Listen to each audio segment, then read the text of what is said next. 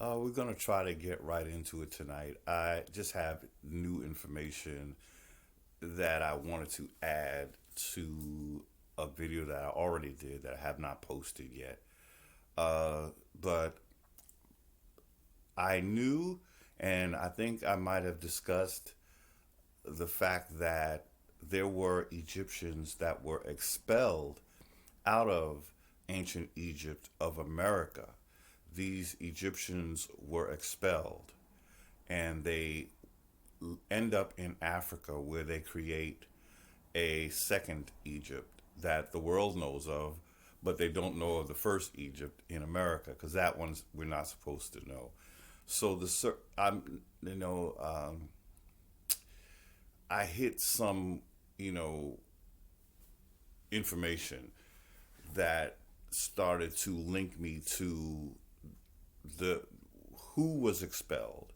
Like this book we'll read, and I might just start reading it now, but we'll read how there was like a war in ancient Egypt, and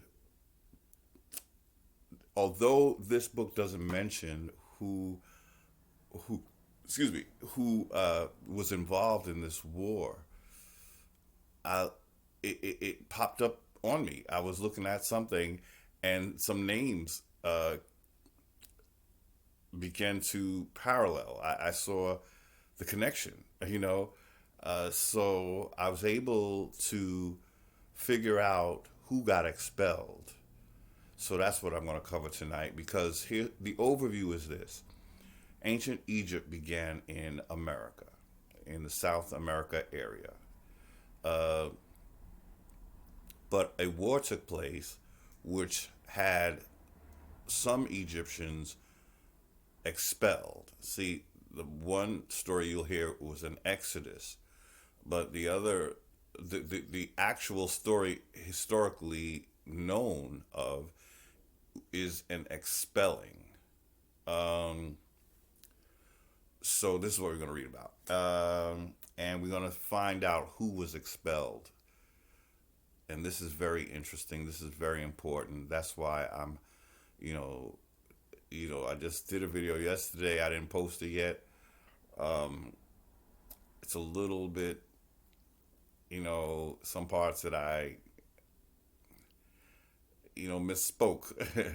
It happens with the Jacob and Esau thing. I sometimes I will call Esau Jacob by mistake, and I did that in this video, and it's kind of bugging me because I hate when I do that.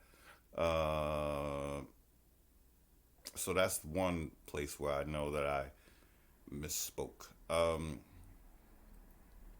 So let's get right into what I want to read tonight. I'm reading from When Rocks Cry Out by Horace Butler. And what we want to read about is when he mentions ancient writings, including an autobiography left by, I'm going to edit that because there was no Moses. And we're just going to say it like it is.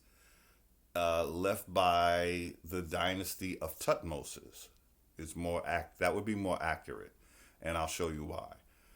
Ancient writings, including an autobiography left by the dynasty of Tutmosis, explained that a civil war in Central and South America had forced the Egyptians to flee from the Americas. When I speak of Egypt, please understand that as an indigenous American Indian, I am one, I think, of few indigenous who understand Egypt's place in America, and I have no problem with it.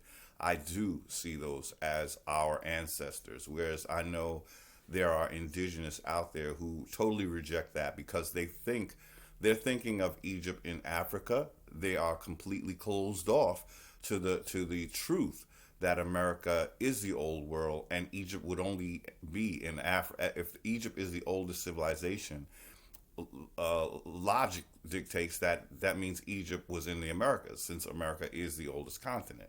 So, so yeah, we have some indigenous that want to go with the Sumerian text, with the Sitchin and the whole Anunnaki. They'd rather go with a fairy tale rather than deal with real artifactual history. Sumeria, I've concluded for myself, is a lie. They're being either lied about or they're seriously exaggerated. And what made me come to this conclusion is that we have these so-called Anunnaki who are lying about themselves. First of all, they're saying that they're gods, and then they're sort of alluding or blatantly saying that they're also aliens. So I realized, first of all, they're not gods. They were men. They're not aliens. They were men. So these are men with high technology that are convincing their underlings that they are gods. Okay, we find that happening also when we read the story of Yaqub in the book. In this book, they're describing themselves as gods. So right there's a connection between Sumeria and I found in this rhetoric that has where we're calling men God. Okay. So what my take on that is, it's not that they were God, but these were men who had technology, and the people that they were impressing with their technology saw them as gods, and but these men did not correct them. They kind of went with it, yeah, okay, we're God, yeah, and then it got into aliens. So we have Sumeria introducing aliens. When I tried to do like a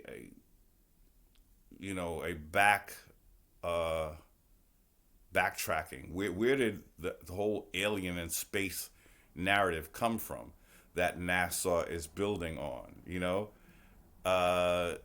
It's coming from Sumeria. Sumeria is the ancient source by which we are being told they're aliens. So Sumeria is lying about themselves being gods.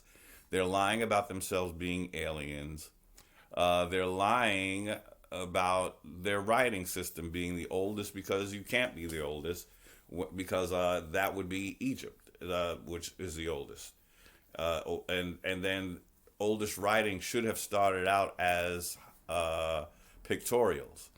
We have the Sumerians starting out with what looks like chicken scratch and saying that that's the first writing. That would not have been and could not have been the first writing. Even when we go back to caveman days, we see that in the caves, they were drawing pictures. See, pictures came before letters, and letters then transformed into words. So you don't get chicken scratch and call that the first writing. The first writing will always be pictorials, and that is what Egypt started out with. Hieroglyphs that were much like pictorials, and then from there they had their alphabet. There was an order to it. You don't ever start off with chicken scratch, because it has to refer to pictorials, and that is not what Sumerian cuneiform does. It just appears and it calls itself the first writing, and I don't buy it. So we have the Sumerians lying about themselves being gods. They're lying about aliens. They're lying about writing. And they're lying about the heliocentric model of the universe. So this is what the Sumerians are lying across the board. So why should we believe anything they say about their characters? Beware when people start renaming characters. My thought, okay, besides that point of renaming characters, and then sort of saying that, oh, these were the first version of the Egyptian gods. No. First of all, you're leaving out two major gods, and we know why now. In my last video I did talk about it. I didn't post it yet. But the gods that Egypt are really focused on in terms of their prophetic value, that they would be Heru and Set. So if any religion we have after or before that don't refer to Heru or Set, please know that they are lying. How so? Because they're not dealing with the heirs. They're trying what the hijacked religions are doing. They're trying to predate Egypt. So they're creating a drama that has to do with gods that are higher up the hierarchy. In other words, because they're claiming to be older than Egypt, now they don't want to deal with Heru and Set. But that's what Egypt was all about, Heru and Set. That was the big battle, Heru and Set. So what Sumeria and those type of religions are trying to do is say, no, there was all this infighting with like Amen and Ra. And so, they're trying to make it like they don't want to involve themselves with Heru and Set. And if you know anything about Egyptian cosmology, you know that Heru and Set are the ones that are fighting for the legacy. One is an heir, and one is not an heir but wants to be. And so he's fighting against Heru, who is the heir. That would have been his uncle, Set. So what the Sumerian religions are trying to do is, again, elude and not focus on that. They want to say that there were, which Egypt never talks about. They want to say that there was all this infighting with Amen against Tahuti, and they were fighting for position. They're making like the whole thing. But what the effect of all of this infighting for these fraudulent religions that claim to predate the Egyptian cosmology, what they're doing when you really look with a keen eye is that they are misplacing natural heirs or firstborns. And then you'll see that is what the Abrahamic religions are doing. They're playing toss-up with the legacy. In other words, there's no order. It's willy-nilly. It's on-the-spot decisions each and every time. Who will get the legacy this year? Will it be the firstborn, or will it be like a thief like Jacob? In Egyptian cosmology, it really was not. There was no question. They had an order. It wasn't chaos. So the idea was naturally it would go to the oldest. But you see, these other religions, they have to create all these different scenarios where it's like we don't know who's going to be the first heir. Well, see, that's what a supplanter has to do. They have to call into question whether the first heir should get their own legacy, and then create scenarios that, like for instance, Esau is demonized because they're saying that he should have not given his birthright to Jacob. Well, this was predestined in the womb, right? This is allegedly what God wanted. So technically Esau is doing what God intended. So why is he now cursed? And then the whole story is looked at. We're not looking at the red flags. All this is an effort to glorify Jacob, Yaqub, in the theft of another man's birthright and legacy and identity. So the way I look at the story is we're so busy focused on the fact that Esau allegedly gave his birthright away. What we're not looking at is Esau was the main provider of his family. There would be no legacy if Esau wasn't there to feed the patriarch, which would have been Isaac. So the way I look at the story is, how about let's look at it this way. I'm the provider of the house, and when I come home from a hard day's work of hunting for food to give to you, I have to bargain with you to cook this food that I spent all day hunting to get so you can eat. The whole thing is out of line. Instead of praising Jacob for stealing a birthright and a blessing, how about chastising Jacob for being an ingrate? When your brother comes from a hard day's work, sweating, tired, and he asks you to cook dinner for the family, it's not a debate. You should have been waiting there, ready to take the game that he hunted down and start getting it prepared. No, this schemer is praised for being a smartass, being an ingrate, ungrateful for the hard work his brother did, and then convinced the idea is that now we are going to believe that Esau is this cursed person.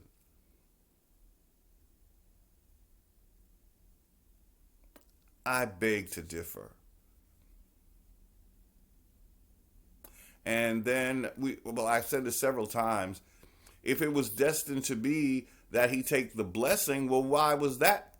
Why did that involve so much scheming and deceivery and deception of not only Esau but the very patriarch himself? See all the concessions that are made when they should not have been. If there was some order in the court. First of all, the firstborn is the firstborn. We're not debating that it's his birthright. We're not doing that. And we're not going to demonize him as a means to take his birthright. But this is all, what do you call it? This is all plausible in this story. No one figures out why Isaac, at the very end, Genesis chapter 27:40, no one has yet figured out why Isaac is telling Esau that he will break this yoke of slavery under Jacob, who is a slave master. No one has figured out why Isaac would give Esau a way out. He knew it was wrong. He was deceived. So he was not down with it. So why would God choose Isaac only to not go with his wishes and make Rebekah this sort of proxy patriarch?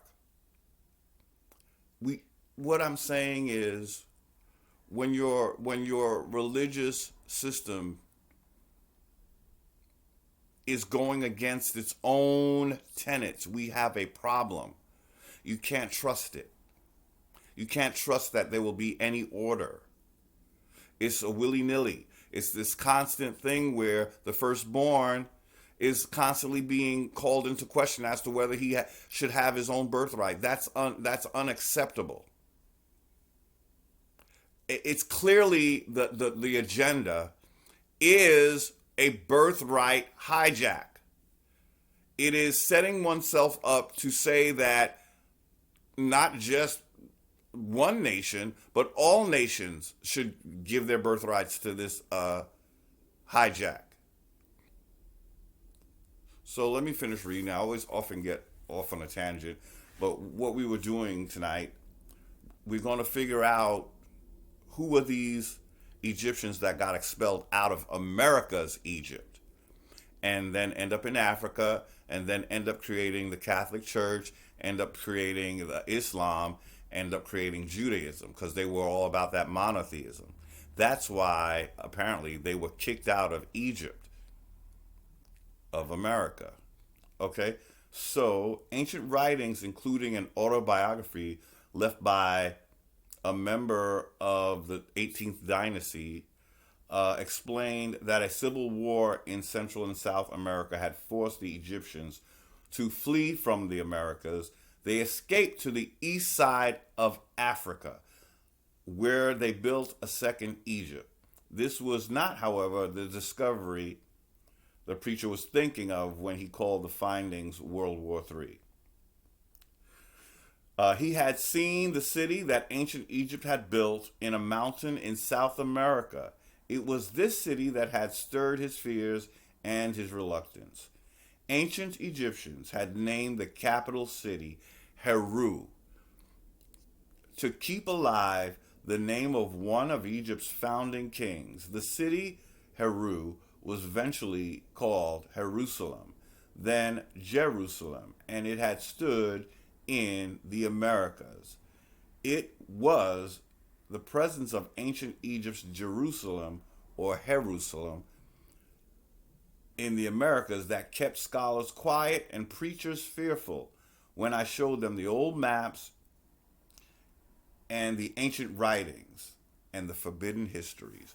So that hidden city, this would be what they refer to as Jerusalem. It was actually Jerusalem, and this is in Peru. If you look closely, you'll see that it's a beautiful ruin of a very ancient city, and it's in the mountains, and it describes what they when people are talking about Jerusalem, this is what it actually, you don't find that in the alleged Jerusalem in the Middle East, but all those descriptions this is where it's at. Look at that. It's a mountain city, very intricate, and it says it's one of the the most beautiful cities known to mankind. In one of my books, I don't have it with me right now, but it's the book called Discovery of the Origin of the Name of America, and that city would have been Peru. Well, it's now called Peru, but it was Heru back then. Okay, so what we wanted to talk about was these Egyptians that flee from the Americas because their asses were kicked out and escaped to the east side of Africa. So now we have an Egypt in America and an Egypt in Africa, but we only know of the Egypt in Africa. This is a clue to let us know that Africa is hijacking our history, because the founders of that Egypt are looking to say that they're first, and so they're what I come to realize is their goal is to erase the legacy of Egypt in America. Why? Because that was the Egypt that expelled them. So now they said it was Moses. I'm going to show you what dynasty it was and why. This was a big revelation for me, and I was very happy. I got this on this holiday called Thanksgiving, and I realized, this is what the ancestors are giving me to be thankful for, because otherwise, we indigenous, there's no real reason that we should be celebrating the Pilgrims' holiday, but we do it, out of force of habit. There's a lot. They have us basically slapping ourselves in the face with all of these holidays like Columbus Day and Thanksgiving, where we take part in a ritual. This freezing thing is really off the chain, but we take part in rituals that condemn our ancestors. In other words, we're celebrating the taking of our country by foreigners when we celebrate Thanksgiving. They were thankful to be alive because they were in our land, and actually it was us who helped them to survive it. So they were thankful to us, basically. But as we know, that turned out to be a whole mess, because they were not our friends in the end. It's about supplanting us, and then we end up being called African American. I showed you the definition of America. I'll show it to you again. But I want to show you this line that we can conclude this was the line that was, it was the 18th dynasty. So from that point, we can deduce when these Egyptians were expelled. It was at the time of the Moses. Now look at those names. Now the book I was reading, they said they found writings of Moses. No, it would have been, these are the Moseses. This is where you're getting the name Moses from. Amos. I'll read them. I'll go down the line, but I'm going to show you. This is the 18th dynasty, and this is where the monotheism is coming from in this dynasty. It said that Akhenaten was the one who was trying to bring monotheism, and Egypt kicked his ass out. His monotheism meant the destruction of all the other gods. So that is why I believe Egypt said no thank you. If you want to do that, you're going to have to leave Egypt. And he did, but it was with a vengeance. So here we'll find Akhenaten in this line. These are all the Moseses. I'm going to read them off because I can't see them when I'm showing them to you. As you know, I have that issue, which I didn't have before. I used to be able to read right off the screen. But Akhenaten is right here. He's the character that is associated with the fictional character of Moses. But they didn't exodus. They were expelled. Okay? Expelled from Egypt. Again, it's not that Egypt didn't want to tolerate another god. Egypt was tolerant of many gods. They understood. You know, they were more nature-based. That was another thing. They were very nature-based. Whereas you find the monotheists are very king-based. Because that king is that's the one who wants to rule the world. The one world order and all of that, that's about kings, not nature. The gods in Egypt were called the Naturs, the Neturu, the natures. They associated them with nature. Okay, this is always happening. Okay, so I'm going to read these names off to you. This is where your Moses is coming from. We just read ancient writings told how they were expelled. But actually, they didn't use the word expelled. Sorry, I should have kept reading. We'll go back to this. So let's see it again. Okay. Ancient writings, including an autobiography left by Tutmosis. It's one of those Moses, the Amoses or the Tutmosis. It's not Moses. It was a pharaoh of the 18th dynasty. It wasn't Moses. You know, they're changing names. Watch out when they change names. Okay, because that means that they're creating a new character, basically. But it's based on the real Moseses. I'm calling them Moseses because there's several of them. We don't, okay, so ancient writings, including an autobiography left by Moses, Tutmosis, explained that a civil war in Central and South America had forced the Egyptians to flee. They were expelled. And he says it on the next page. From the Americas. They escaped to the east side of Africa where they built a second Egypt. Okay, so then we're going to go over here now. He talks a little bit more about, now at this point he's calling them Europeans. I don't believe they were European when they were kicked out. I think they became European when they emigrated from Africa to Europe. Somewhere in there. But these were definitely people of color that were traitors to the old way. That's why they got expelled. They wanted, again, it wouldn't have been a problem if they had a god that they wanted to introduce. I don't think that would have been a problem. The problem came when they wanted to get rid of all the other gods. That's when Egypt had to let them go. Okay? So here we learned, he used the word expelled. Here we go. Europeans who had lost knowledge of the Americas after being expelled from the Western Hemisphere during the Dark Ages. I'll read the whole sentence. It even revealed the Pacific Ocean before it was rediscovered by Europeans who had lost knowledge of the Americas after being expelled from the Western Hemisphere during the Dark Ages. So there's the word expelled that we needed to hear. He's saying they're Europeans. Akhenaten we know was very, very, that was the dynasty that was expelled. And we know that Akhenaten, we've seen pictures of Akhenaten.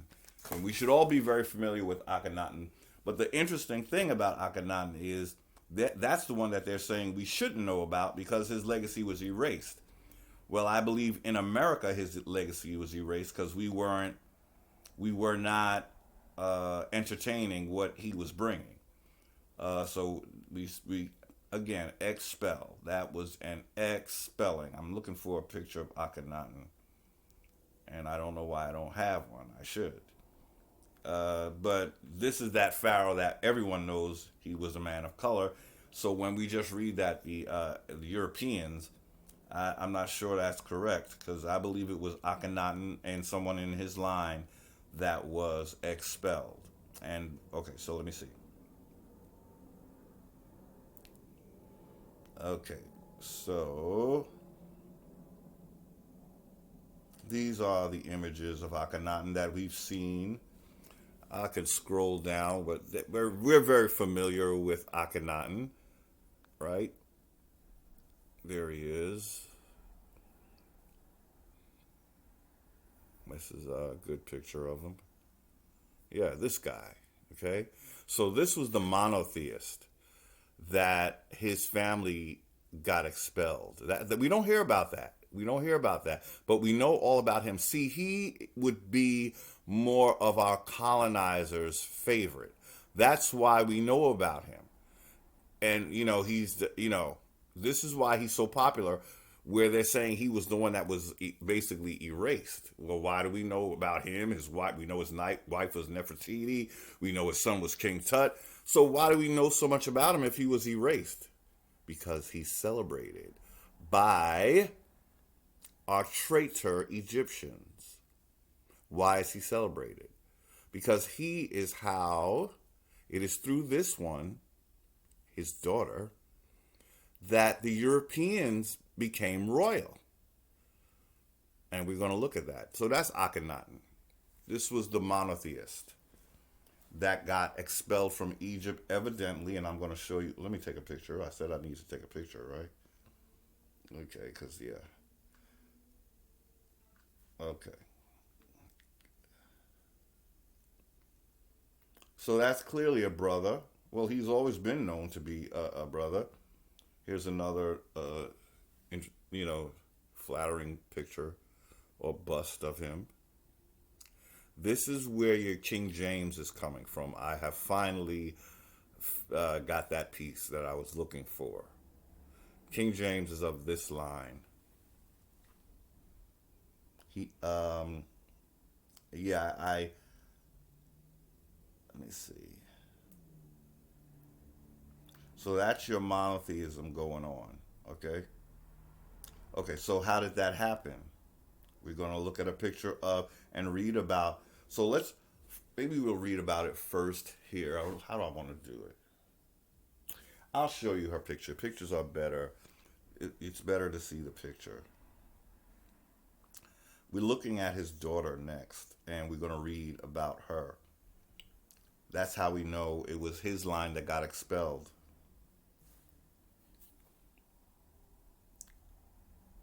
Because we're going to read about his daughter right now. Okay, please read that, and then I'll read it to you. That's Akhenaten's daughter, Skoda, also called Mary Totten.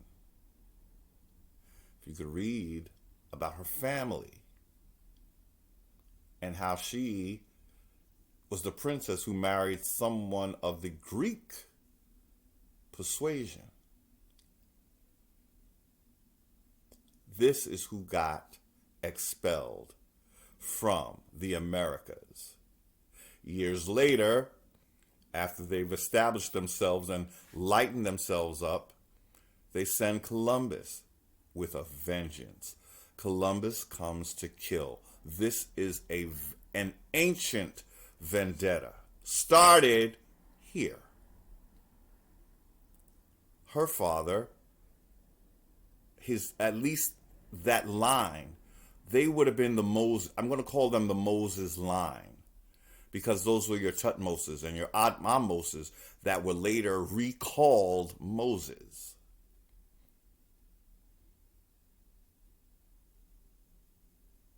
Okay, so you've read it by now, and I'll read it. Princess Skoda, also Princess Mary Totten, daughter of Pharaoh Akhenaten. We just saw a picture of Akhenaten. That's her daddy. She left, daughter of Pharaoh Akhenaten and Queen Nefertiti. She left Egypt and went into political exile when her family was overthrown from rulership and sailed with her Greek husband, Gethilos, to Ireland between 1400 and 1350 BC to become Princess Skoda. So now we're getting the European element. She's married. She's interracially marrying. And here we want to read, how she went to Scotland, and that's where King James evidently comes out of this. But here we read more about Scotia or Scota. Here, I'll let you read it, then I'll read it. That's the woman we just looked at. The one who had a Greek husband. We find out that she moves from Africa and she moves on up into Scotland. So she's intermarrying with Europeans, and that's how they're getting into the royal bloodline. Then they have a vendetta against Americans. That would be our ancestors. That is why we're treated as we are treated in America, as the original Indians of America. But our earlier ancestors would have been the Egyptians. Many indigenous are not ready for that. Sorry. Time to grow up. Y'all you just want to throw away 3,000 years of history? You think that's cool? And then you have the nerve to talk about we can't kill our grandmas? You killed 3,000 years of grandmothers and don't think nothing of it. How you going to tell us to not kill our grandmothers? And you don't want to accept your own legacy. That's why they're trying to take it from you. And you think it's just because you were running out here, running around rain dancing, wearing a loincloth and peace piping? You think that's what they're interested in the Americas? You don't think that's a 3,000 over 3,000 year history of greatness? You think they just want your monkey asses running around in the rainforest and that's what they're trying to take?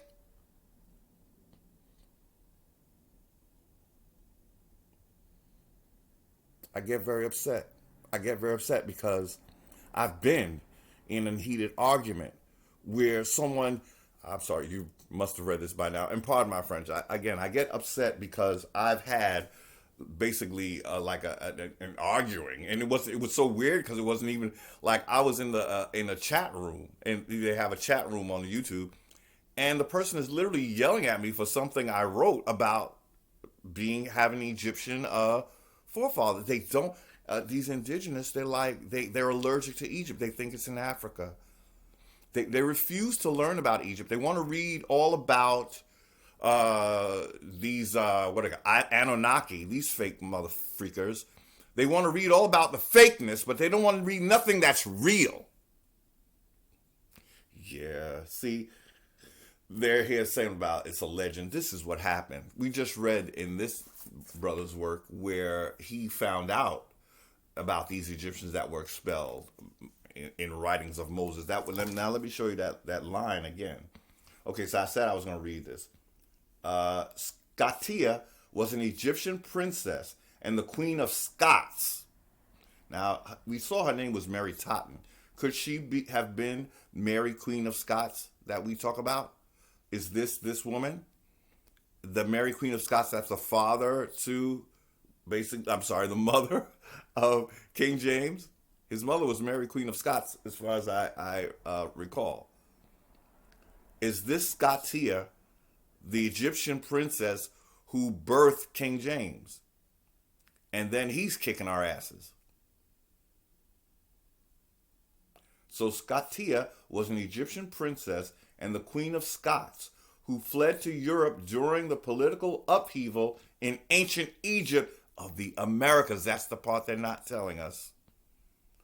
Thus, Scotland got her name after Queen Scotia and Gales from Gaelic. I'm sorry, the word popped into my head, Gaelic. So her husband's name was Gaethelos. Scotia and Gales from Gaethelos. However, the story, see, this is what they're going to try to say, it's shrouded in legend. No, it's not. This is the truth.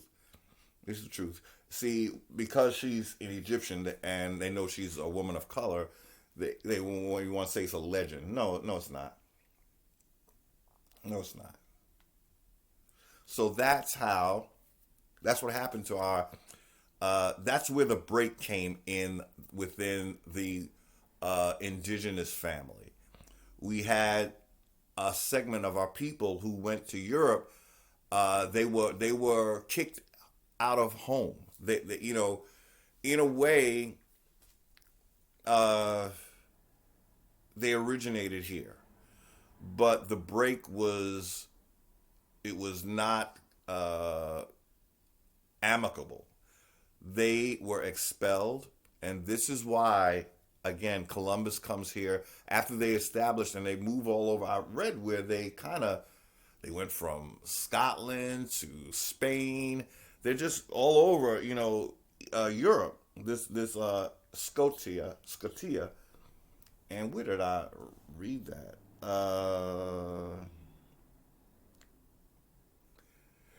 I might not have it in front of me. I might have to link it in the notes section, but I want to read a little bit from here because this is also where, okay. So this book, as we know, it's the 13 Black Colonies, by Lee Cummings. Always showing you this book, and it's still revealing. So this is going to pick up that story that we just read, and this is his take on it. So basically, it's not a legend, okay? But here, they're just not naming names. They're not telling us, and we still have to look at that Akhenaten line one more time. Okay, this is, we're reading here, okay. If the kings of Scotland, Ireland, and Britain are truly descendants of Judah, how did they arrive in Europe? This is a question that must be answered to validate the Hebrew claims of the Scottish kings. In order to solve this riddle, we have to follow the footsteps of Judah's two grandsons, Calcol and Dara, from First Chronicles. He's going with the Bible. And First Chronicles 2, chapter 2, verse 1 through 6. According to the ancient historian Josephus, he's going to Josephus, Calcol left Egypt and founded the city of Athens, okay? But had to return to Egypt after killing a man. After assisting one of the pharaohs in his fight against the... I don't want to... See, that's going to make it sound like it's in Africa. Let's see if we... After assisting one of the pharaohs in his fight against the Ethiopians, Gethilas, we just read Gelithos, but Gethilas, son of Calco, was given the hand of the pharaoh's daughter, Skoda. So there she is again. Who was the pharaoh? Why are they not saying that I know why they're doing that, but let's go with it. It's just they don't want to be specific. And I don't know why he's not, because that pharaoh was Akhenaten. That was Skoda's father. But we see Gethilos, son of Calco, was given the hand of the pharaoh's daughter Skoda in marriage. After living 7 years in Egypt, Gethilas fled the land at the outset of the plagues, okay, and traveled westward to Spain. So see, this man still believes that he's going with the narrative that Egypt is in Africa. But when we just read about the expelling and how they crossed, well, we didn't read that. I should have read that. They crossed the, and there's the phone. Let me see if I can. Do I need to take this? Man, I really can't take this right now. I'm gonna have to call her right back. And finish this video. Let me see. Okay, so let's read real quickly. And I'm gonna call her back. It's my aunt. So there's another mention of Skoda with this Gethilas. So what we didn't read, which we may need to read now, is let me see. So he's telling you how they got to Africa here. I had seen ancient records that unveiled the world's most explosive secret. Egypt had crossed the Atlantic Sea in ships more than 10,000 years before the time of Christ. They had built the world's. Okay, I have to take that later as well. I have to take that in a minute. Okay.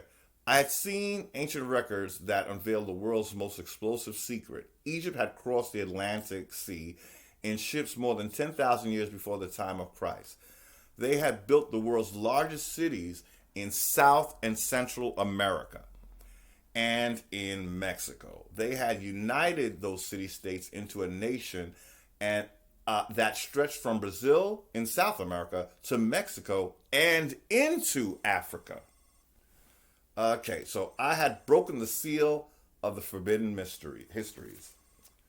I have to close that out again. Okay, so there we have it. They crossed the Atlantic. They were expelled. That's what we want to get to. So, and just jumping around a little bit, I wanted to show the breakdown of King James' sons. King Charles I is his son. Then King Charles II is his grandson. And, in the video that I guess I'll maybe link it here, because, I kind of missed this in my last video. So here you see, if you want to pause this, that is the breakdown of King James' sons and grandsons. And we read in this video that I'll most likely just link to this video, we find out the race of these sons and grandsons, which tells you what the race of King James was.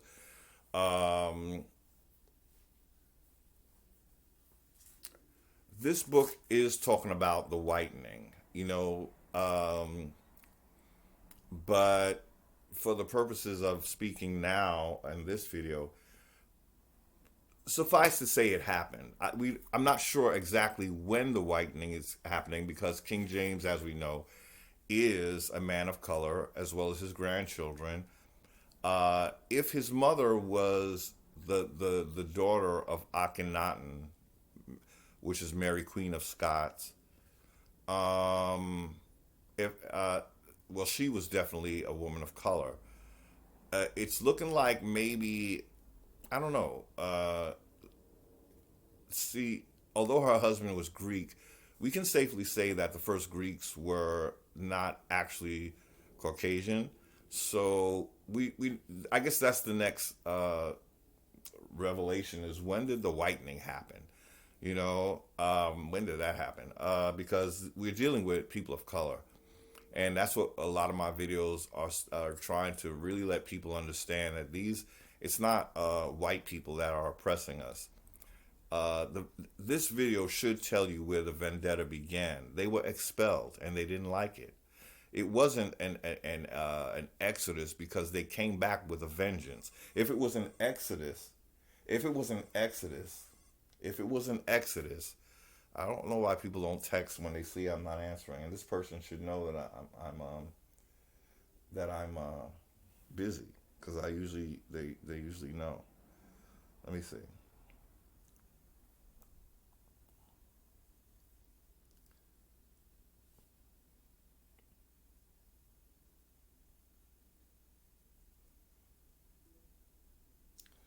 I texted him back. He did text. Okay, so that might be the next revelation. Not that it matters, because see, we want to know where the origin of the racism came. It didn't originate with white people. I know that's like a big, shock. We have to understand where the break came. So let me give you an overview before I log off for now, because I did do another video that I talked about, this stuff. There is a rift in ancient Egypt that causes a sect, a monotheistic sect, to be expelled. We did want to look at did want to look at the list of Akhenaten just one more time. I'm really gonna have to go.